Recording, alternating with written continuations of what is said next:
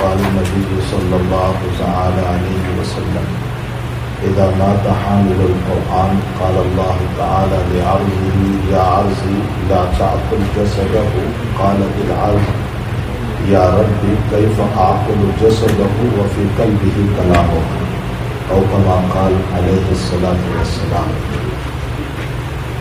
بزرگان محترم، میں اردو میں بات کروں گا اور مجھے بتایا گیا کہ الحمدللہ یہاں اردو میں لوگ سمجھتے ہیں اور زیادہ تر کمیونٹی اردو ہی کو سمجھنے والی ہے. اور حضرت مفتی صاحب نے آپ کے سامنے انگلش میں مختصر لیکن جامع بات کی ہے. پہلی بات تو مفتی صاحب نے ایک حدیث شریف کی طرف اشارہ کیا کہ نبی اکرم صلی اللہ علیہ وسلم فرماتے ہیں کہ جس نے الف لام میم پڑھا اس کو 30 نیکیاں ملے گی.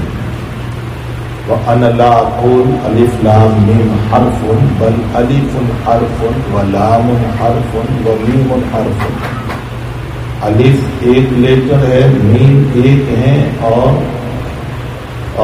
لام ایک ہے. گویا الف پر تین، لام پر تین اور میم پر تین، اللہ تعالیٰ 30 نیکیاں عطا فرمائے. اس حدیث شریف پر آپ غور فرمائیں کہ جناب نبی کریم صلی اللہ علیہ وسلم جب قرآن کی تلاوت کا مسئلہ بیان فرماتے ہیں تو جس سینٹنس سے مثال دے رہے ہیں اس لفظ کا معنی کوئی نہیں جانتا. یہ علماء بیٹھے ہیں، آپ ان سے پوچھئے کہ الف لام میم کا کیا معنی ہے؟ ما معنی الف لام میم؟ اللہ عالم بمرادہ بذلک. اللہ اس کی مراد کو بہت جانتا ہے. الف لام میم کا معنی کوئی نہیں جانتا. اور نبی جب ثواب بیان فرماتے ہیں تلاوت قرآن پر تو ایسے لفظ کو ذکر فرماتے ہیں جس کا معنی کوئی نہیں جانتا. نبی کریم صلی اللہ علیہ وسلم نے اپنی امت کو اشارہ فرمایا کہ بغیر سمجھ کے قرآن پڑھو گے تو بھی اللہ ثواب عطا فرمائے. مسئلہ یاد رکھے، الف لام میم کا معنی کوئی جانتا ہی نہیں اور نبی مثال اس کی دے رہے ہیں. تو بغیر سمجھے ہوئے بھی قرآن کریم کو سمجھنا چاہیے. ان ھذا القرآن یہدی للتی ہی اقوم، ہدایت کے لیے آیا. امام غزالی رحمۃ اللہ علیہ فرماتے ہیں کہ اللہ تعالیٰ کی طرف سے خط ہے اپنے بندوں کے نام.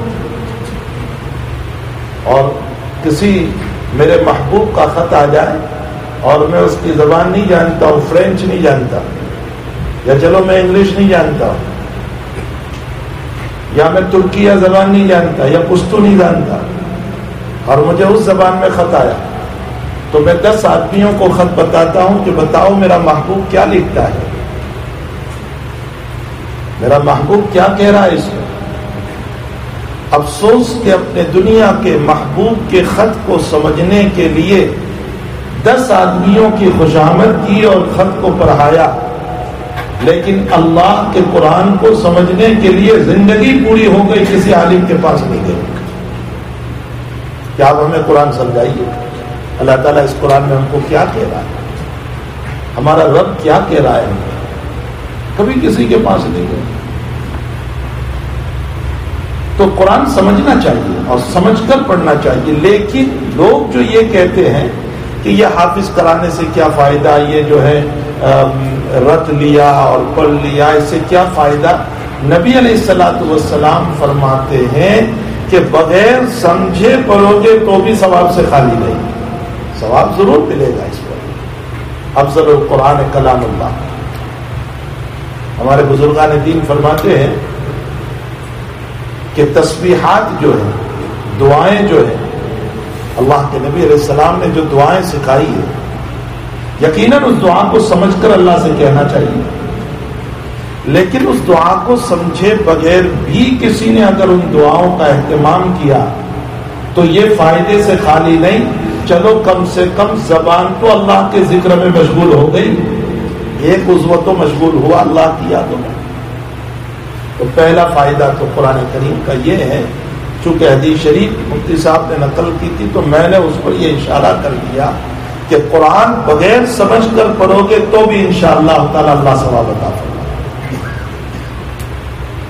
دوسری بات، یہ بچے اگر اردو جانتے ہیں تو میں ان سے ایک سوال کرتا ہوں، قرآن ختم ہوا والناس پر، اور تم نے والناس سے آگے الحمد بھی پڑھی اور اولئک علی ھدی من ربہم بھی پڑھا، اور بار بار اعلان ہوتا رہا اب قرآن ختم کریں گے فلاں اسٹوڈنٹ، اب قرآن ختم کریں گے فلاں اسٹوڈنٹ، تو ختم تو والناس پر ہو رہا تھا، پھر یہ الحمد شریف آگے کیوں پڑھی؟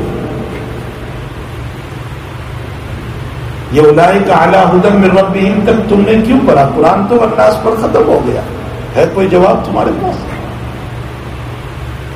میں تمہیں اس کا جواب بتاؤں۔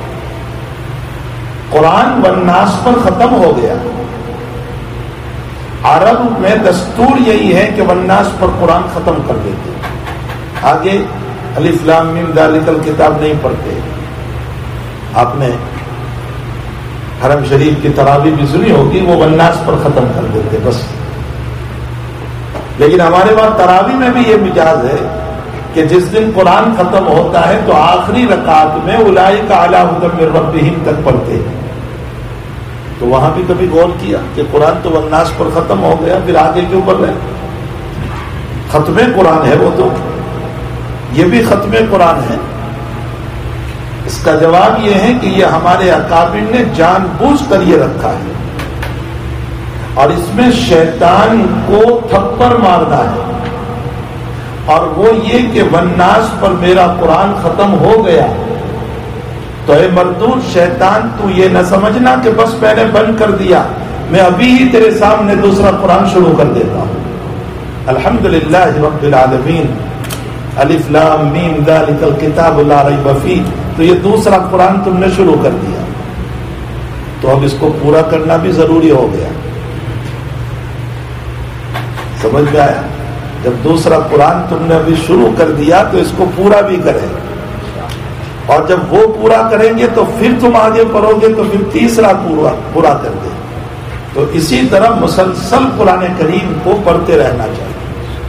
مجھے قاری صاحب نے بتایا کہ وہ جو ایک اسٹوڈنٹ ہے اس نے ماشاءاللہ ون ڈے پورا قرآن کریم سنا دیا۔ یہ ایک بہت بڑا معجزہ ہے اللہ تعالیٰ کا کلام۔ بلکہ مجھے بتایا کہ ہمارے اس مدرسے میں قریباً 12 ایئرس میں 60 بچے حافظ قرآن بنے۔ میں نے کہا مفتی صاحب کو تو قاری صاحب کو تو یہ لوگ ویسے ہی اٹھا کر لے جائیں گے جنت میں، کوئی پاؤں پکڑے گا، کوئی ان کا ہاتھ پکڑے گا اور کہا چلو ہم آپ کو لے جا رہے ہیں۔ یہ تو صدقہ جاریہ ہے نا۔ ابھی مفتی صاحب نے ایک حدیث شریف پڑھی تھی کہ حافظ قرآن کی فضیلت یہ ہے کہ وہ ایسے 10 آدمیوں کی سفارش کرے گا وجبت لہم النار، جن کے لیے جہنم واجب ہو چکی ہو، ان کی یہ سفارش کرے گا، اور سفارش کر کے یہ لوگ جنت میں لے جائیں گے، اور ان کے پیرنٹس خوش ہو جائیں اس بات کے اوپر، ان کے والدین، کہ قیامت کے دن ان کے والدین کو جو سر کے اوپر تاج پہنایا جائے گا اس کی چمک، اس کا ڈائمنڈ جو ہوگا وہ ایسا چمکتا ہوگا کہ سن اور آفتاب کی روشنی تو اس کے سامنے کوئی حیثیت نہیں رکھتی۔ یہ سن اور آفتاب جو ہے نا پوری دنیا کو روشن کر رہا ہے، اس تاج کا ایک ایک ڈائمنڈ ایسے ہزاروں آفتاب کی روشنی کو ختم کر دیں گے، اتنے چمکدار ہوں گے۔ جب پیرنٹس کو اتنا بہترین تاج ملے گا تو ان حافظوں کو اللہ کیا عطا فرمائے گا؟ اللہ اکبر! آپ تصور تو کریں کیا عطا فرمائیں گے، میں آپ کو بتاؤں۔ حدیث شریف میں ہے اذا مات حامل القرآن، جب قرآن کا حافظ اور عالم مرتا ہے تو قال اللہ تعالی لعرضہ، اللہ زمین سے کہتا ہے یا عرضی لا تاکل جسدہ، اے زمین تو اس کی باڈی کو ٹچ نہ کرنا۔ اللہ، تو زمین اللہ سے کیا کہتی ہے؟ یا ربی کیف اعقل جسدہ وفی قلبہ کلامہ، اے اللہ میں اس کی باڈی کو کیسے ٹچ کروں جبکہ اس میں تیرا قرآن موجود ہے. قرآن کریم کی برکت سے اللہ قبر میں باڈی کی حفاظت فرماتے ہیں. اور اگر یقین نہ آئے تو قبر کھود کے دیکھ لو حافظ قرآن. اب چونکہ ہمیں تو دنیا کے فلوس پر یقین ہے نا، پیسوں پر بہت یقین ہے، نقدی چیز چاہیے. میں نے ابھی جمعہ کے دن بیان میں ایک بات کہی تھی کہ اعمال صالحہ پر، نیک اعمال پر وہ قیامت میں جنت ملنے والی ہے، ثواب ملنے والا ہے، اللہ کی رضا ملنے والی ہے، وہ تو سب ہے اپنی جگہ، لیکن نیک اعمال پر دنیا میں بھی فائدہ ہوتا ہے. کیا فائدہ ہوتا ہے؟ فَلَنُحْيِيَنَّهُ حَيَاةً طَيِّبَةً، ہم پاکیزہ زندگی دیں گے. وَمَن يَعْمَلْ مِنَ الصَّالِحَاتِ مِنْ عَمَلٍ وَمَن يَعْمَلْ مِنَ الصَّالِحَاتِ وَهُوَ مُؤْمِنٌ فَلَنُحْيِيَنَّهُ حَيَاةً طَيِّبَةً. کیا پاکیزہ زندگی ہے؟ فرمایا پہلا فائدہ اعمال صالحہ کا یہ ہوگا کہ حق تعالی جل شانہ و عم نوالہ اس کو دل کا اطمینان نصیب فرما دے گا. فائدہ ہے کہ اور دل کا اطمینان کسی مارکیٹ میں نہیں ملتا، کسی دکان پہ نہیں ملے گا. آپ ہزاروں ڈالر دے دیں، دل کا سکون جو ہے وہ دکانوں پر نہیں ملتا ہے. آج لوگ یہ سمجھتے ہیں ہمارے پاس پیسے ہیں، دولت ہے، شاندار بنگلہ ہے، مکان ہے، ہاؤس ہے، اے سی ہے اور ہیٹنگ ہے اور بیڈ بڑا خوبصورت ہے، سب کچھ ہے. میرے بھائیوں اور میری بہنوں، بیڈ سے نیند نہیں آتی، نیند تو اللہ دیتا ہے. آپ کا بیڈ کتنا ہی بہتر کیوں نہ ہو، آپ کا فرنیچر کتنا ہی قیمتی کیوں نہ ہو، آپ کا صوفہ $10,000 کا کیوں نہ ہو، دل کو راحت اس سے نہیں ملتی ہے، سکون اس سے نہیں ملتا ہے. سکون اللہ عطا فرماتا ہے. اللہ بذکر اللہ تطمئن القلوب، اور ذکر اللہ میں اعمال صالحہ. یہ اعمال تو چلو اگر جنت کی نیت سے عبادت نہیں کرتے کہ وہ تو ادھار ہے، کب ملے گی کب نہیں ملے گی، ارے کم سے کم دنیا کے سکون کی نیت سے تو عبادت کر لو کہ اللہ دنیا میں سکون نصیب فرماتے ہیں، راحت نصیب فرماتے ہیں، آرام نصیب فرماتے ہیں. اسی بنیاد پر تو عبادت کر لیں ہم. اور دوسرا فائدہ عبادت کا کیا ہے؟ اللہ سے تعلق نصیب ہو جاتا ہے. بہت بڑی چیز ہے کہ اللہ سے تعلق نصیب ہو جائے. علامہ رومی نے میرے اور آپ کے دل کی ایک بات کہی. علامہ رومی کو جانتے ہیں نا، معارف مذہبی لکھی ہے انہوں نے، کچھ جانتے ہی نہیں ہم تو. علامہ رومی نے ہمارے دل کی ایک بات کہی، ایک سوال قائم کیا، اور وہ سوال یہ ہے کہ اللہ 60 ایئرس کا ہو گیا، 70 ایئرس کا ہو گیا، 50 ایئرس کا ہو گیا، کہ اللہ میں ہر نماز کے بعد اللہم اللہم اے اللہ اے اللہ اے اللہ، آج تک تو نے مجھ کو جواب نہیں دیا کہ لبیک میرے بندے میں حاضر ہوں. تو نے تو کوئی جواب دیا ہی نہیں. فجر بعد، ظہر بعد، عصر بعد، مغرب بعد، عشاء بعد، تہجد میں، قرآن کی تلاوت پر ہر وقت اللہم اللہم، لیکن تو جواب دیتا ہی نہیں. میں مفتی صاحب کو ابھی ایک مرتبہ کہوں، مفتی صاحب فوراً کہیں گے جی، اور میں نے اتنی مرتبہ تجھے بلایا اور بلاتا رہتا ہوں لیکن تو کبھی جواب دیتا ہی نہیں. یہ میرے اور آپ کے دل کا سوال ہے جو رومی نے نقل کیا، اور پھر رومی نے اس کا جواب دیا. کیا جواب دیا؟ گفت یہ اللہ ہے تو لبئی کے ماس، گفت یہ اللہ ہے تو لبئی کے ماس. اے میرے بندے، تیرا اے اللہ بولنا، اللہم بولنا، یہ ہمارا جواب ہے. اس لیے کہ اگر ہم تجھ سے راضی نہ ہوتے تو میرا نام بولنے کی میں توفیق نہ دیتا تجھے. یہ میں نے بلوایا تیری زبان پر اے اللہ. یہ نماز کی عبادت کی توفیق میں نے دی. اسی لیے ہمارے حضرت حاجی امداد اللہ صاحب رحمۃ اللہ علیہ سے کسی نے سوال فرمایا.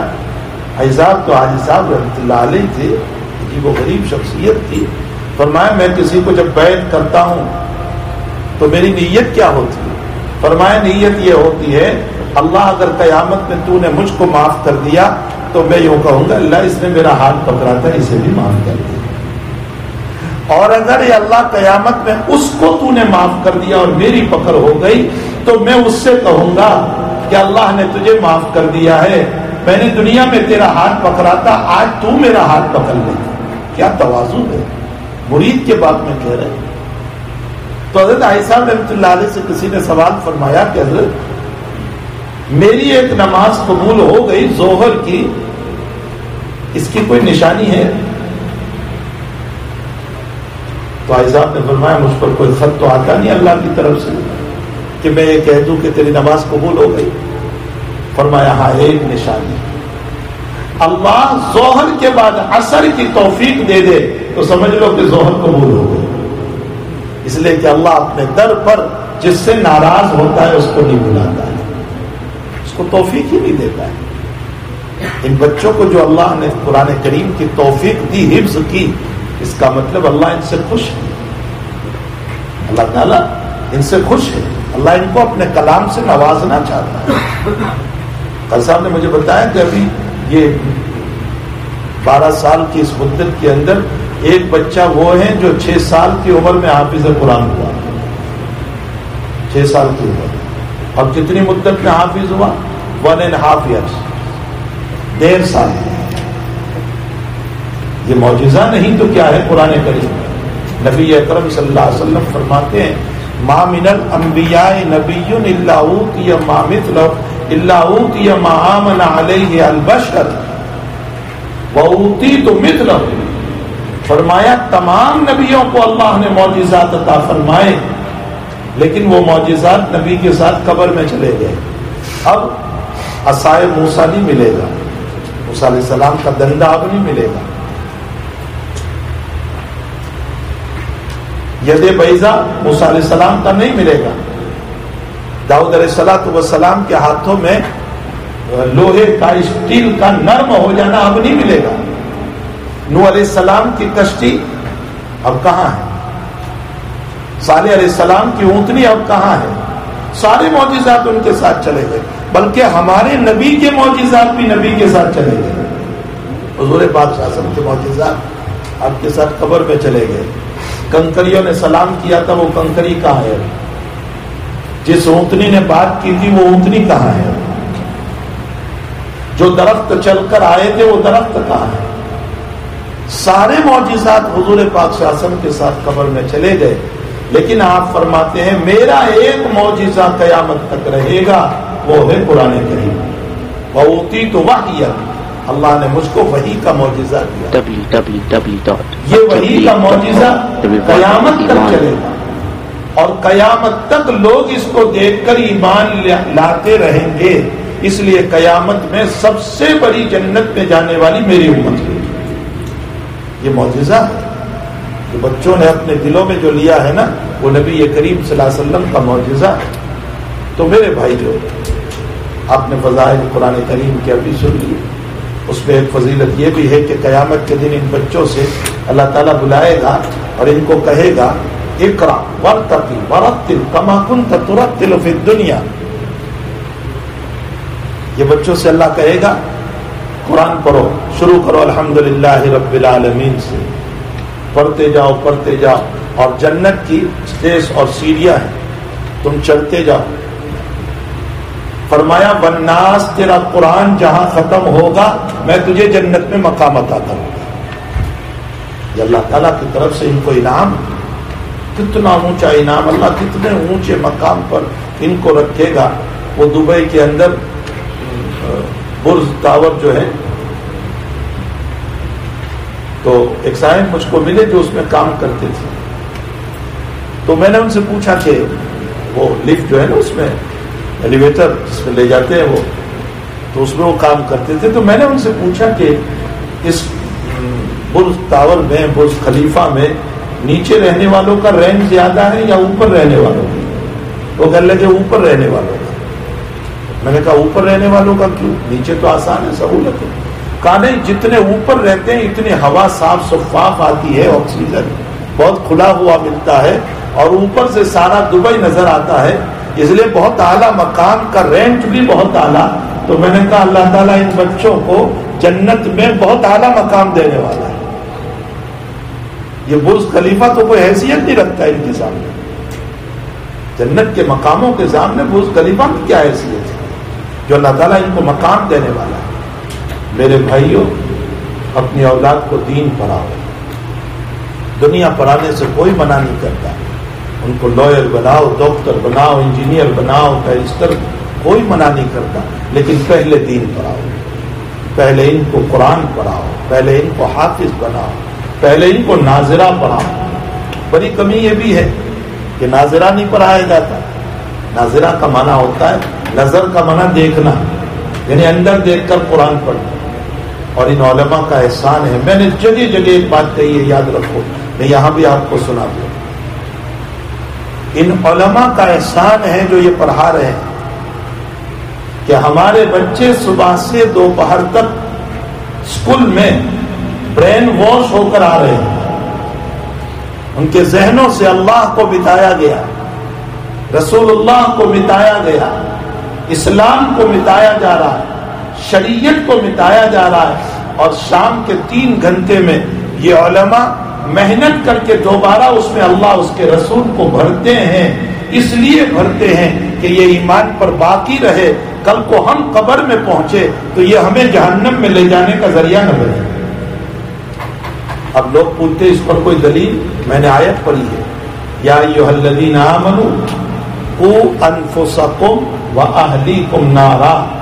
اے ایمان والو، تم اپنی ذات کو بھی جہنم سے بچاؤ اور اپنی اولادوں کو بھی جہنم سے بچاؤ، اپنی بیوی کو بھی جہنم سے بچاؤ، اپنے بچوں کو بھی جہنم سے بچاؤ. یہ علماء جانتے ہیں قو امر کا صیغہ ہے.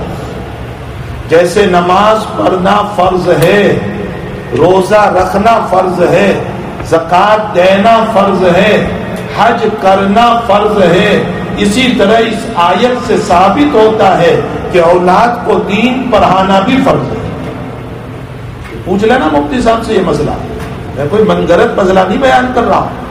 جتنی نماز فرض ہے اقیم الصلاۃ، اتنی ہی ان کی تربیت کرنا، ان کو دین پر باقی رکھنا یہ فرض ہے.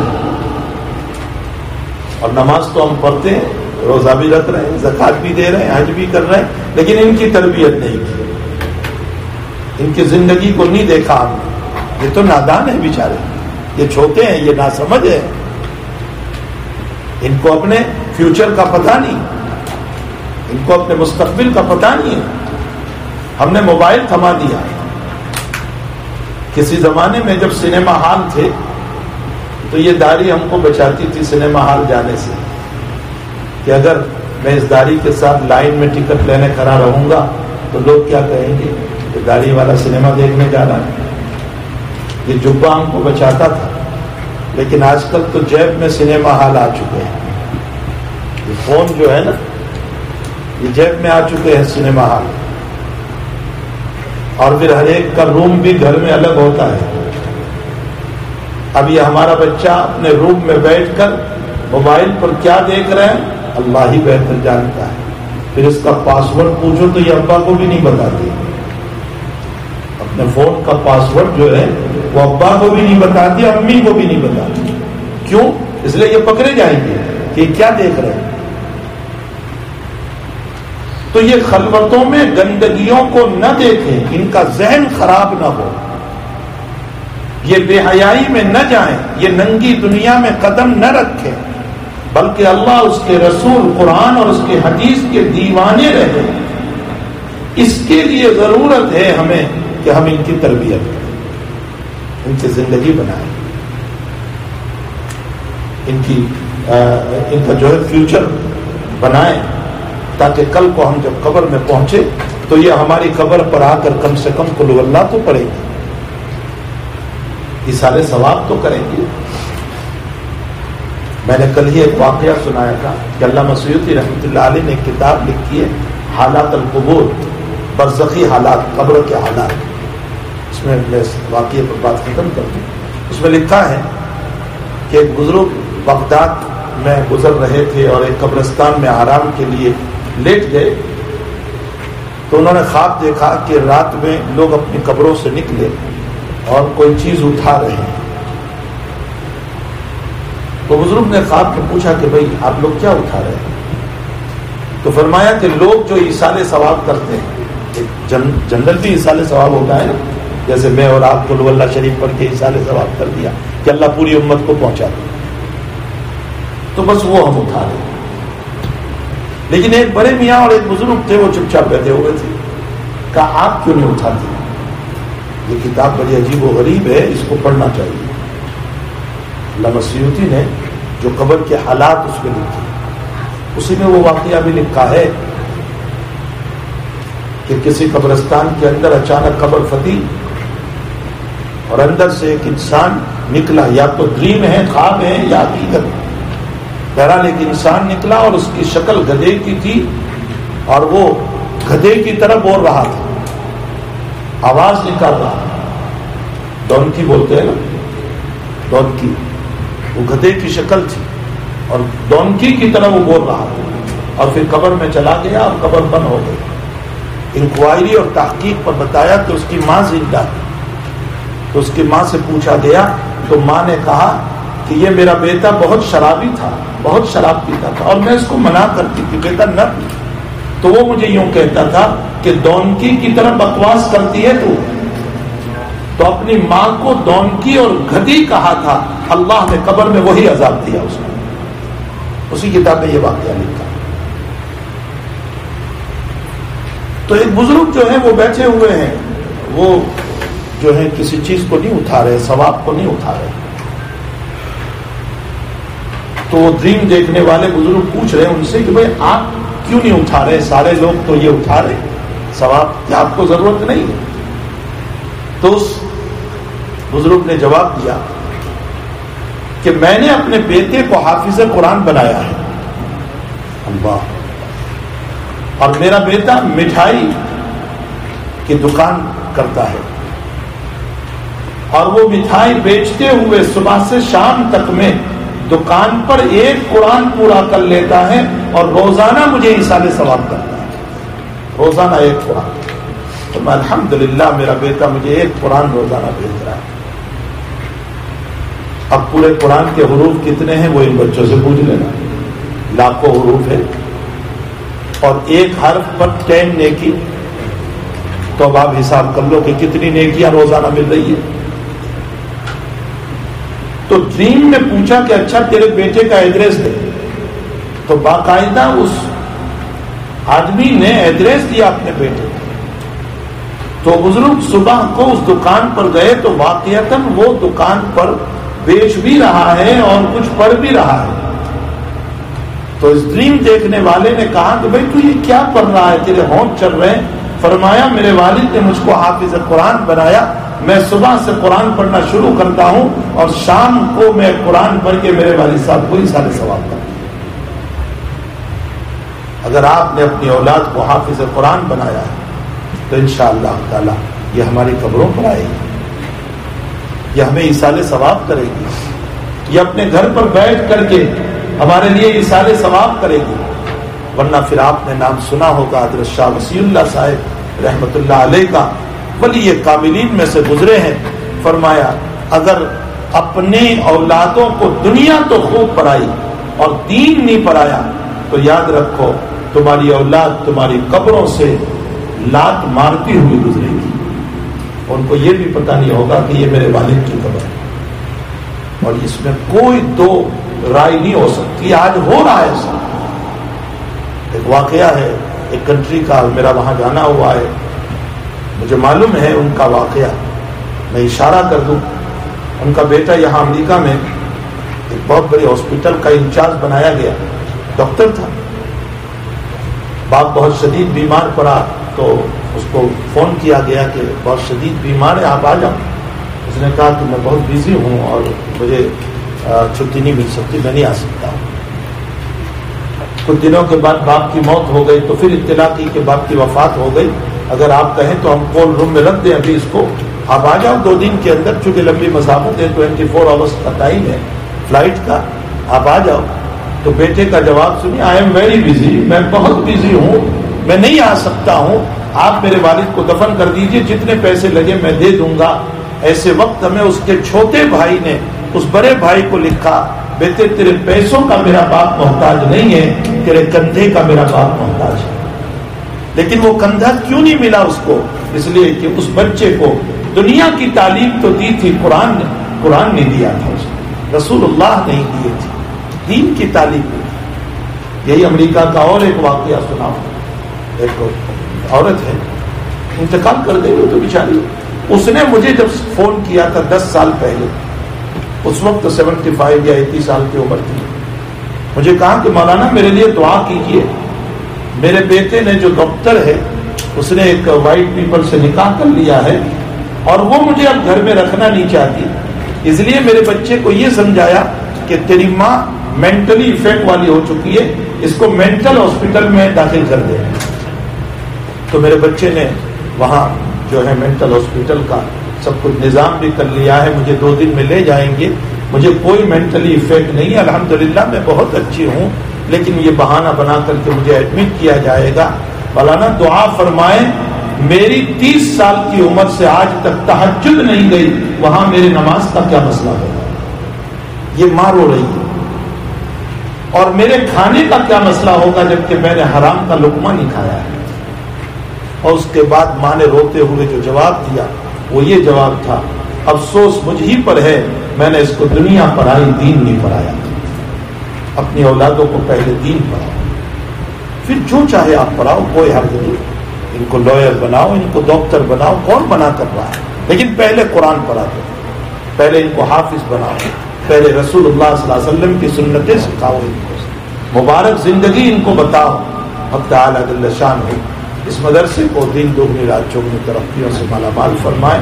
اللہ تعالیٰ ان بچوں کے سینوں میں جو بہت پیارے بچے لگ رہے ہیں، اللہ ان کے سینوں میں تا قیام قیامت قرآن کریم کو محفوظ فرمائے، اور ان کے والدین کی، ان کے پیرنٹس کی، ان کے رشتہ داروں کی، ان کے استاذ کی، اور جتنے لوگ ہیں بلکہ ہم لوگ بھی شریک ہو جائیں کہ اللہ ہم سب کی بھی ان بچوں کے قرآن کے صدقے میں ہماری بھی مغفرت فرما دے۔ قرآن بہت بڑی دولت ہے، جن کے بچوں کو ملی ہے وہ جو ہے بہت خوشی کا اظہار کریں کہ بہت بڑی دولت ملی ہے، بہت بڑی دولت ملی ہے، کوئی معمولی دولت آپ کے بچوں کو اللہ تعالیٰ نے نہیں دی ہے۔ اگر لائر اور ٹیچر بن جاتے اور یہ ڈاکٹر بن جاتے تو آپ 2 ہاتھ ان کو گلے لگاتے۔ اور حفظ قرآن پر کیا ہم کو خوشی نہیں ہوگی کہ اللہ نے اپنا مبارک قرآن ان کے سینے میں اتار دیا، جو کتنی محنتوں کے بعد اترا ہے؟ یہ تو استاد سے پوچھے کہ کتنی محنتیں ان کے لگی ہے اور کتنی محنتوں کے بعد یہ قرآن ان کے دل میں اترا ہوا ہے۔ تو خوش نصیب ہے وہ لوگ جو اس طرح جن کے بچے حافظ قرآن بنے ہیں اور جن کے بچے حافظ قرآن بن رہے ہیں۔ اللہ تعالیٰ ان کو بھی جلد از جلد حافظ قرآن بنا دیں، اور آئندہ ہم سب کو بھی اپنی اولادوں کو حافظ قرآن بنانے کی، عالم دین بنانے کی، کم سے کم دین کے داعی بنانے کی، قرآن اور حدیث ان کو کچھ پڑھانے کی اللہ ہم سب کو توفیق عطا فرمائے۔ وصلی اللہ علی نبینا محمد و آلہ و صحبہ اجمعین برحمتک یا ارحم الراحمین۔